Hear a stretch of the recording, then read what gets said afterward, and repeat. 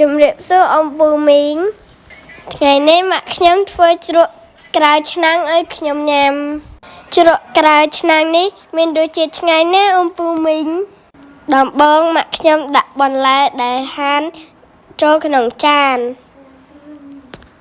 មានដូចជាប៉េងប៉ោះខ្ទឹមបារាំងខ្ទឹមក្រហមស្វាយខ្ចីត្រសក់និងពងទាដែលស្ងោររួចត្រីងៀតអាំងដែលបានបេះរួចហើយម៉ាក់ខ្ញុំផ្សំគ្រឿងមានដូចជាទឹកត្រីអំបិលស្ករប៊ីចេងរួចហើយម៉ាក់ខ្ញុំចាក់ទឹកក្តៅចូលទៅបន្ទាប់មកច្របល់ឲ្យសព្វរួចភ្លក្សរសជាតិមើលបើស្ទើររសជាតិអាចបន្ថែមគ្រឿងបាន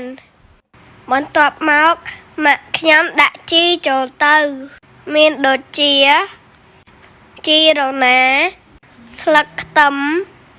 ជីនាងវងម៉ាក់ខ្ញុំឃើញថាស្ទើរត្រីនិងពងទាគាត់ក៏បន្ថែមចូលបន្តិចទៀតហើយកូរច្របល់វាឲ្យសព្វហើយរួចរាល់ជាការស្រេចទំនងអត់អំពូមីងអរគុណអំពូមីងដែលបានតាមដានវីដេអូម៉ាក់អូន